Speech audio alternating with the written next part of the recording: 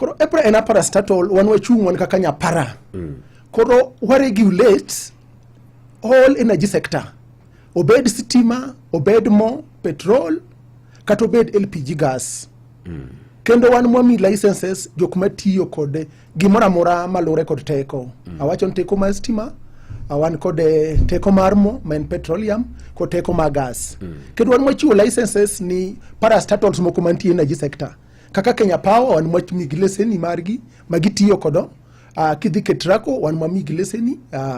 Kidhi kenjen wan mwamigi leseni. Koro mwamiyo wan nyapara margi wa ensure nu gik magitimo olure kod chik. Koro wamigi chik waloso regulations. Kwa sasa loso regulations to wamigi. Koro samagi discharge mandate margi mwananchi to nyaka gilu chike mwamigi go. Kendo waluo bangi kuensure gik magiloso odhikare. Anya chiwo ranyisi kaka Kenya Power ka ose biro pose keto gin kod mandate mar kata rerek. Gin kod mandate mar biro to gitudo stima kati kor gwenge. But koro ka gise tudo stima go wan kaka EPRA wan nyapara margi. Waluo bangi twadhirango kaka gitudo stima. Stima ni gitude kare.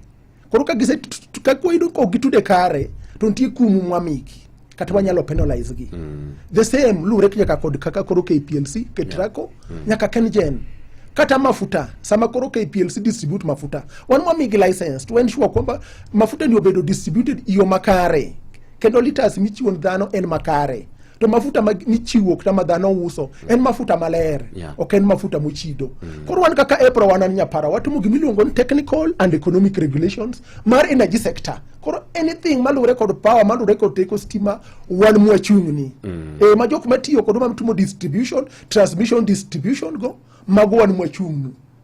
Yes. Koro mwachiwo leseni ni ngata kata bed mana ngata individual kata bed companies madwa tiyo kod issue mar stima, mar teko kaka stima, mog, gas nyaka bed ko license mok kuom EPRA. Kata mana driver mar yambo trailer nyaka bed license mar EPRA. Kiungo kod to mano en offense manyalo maki to teri do.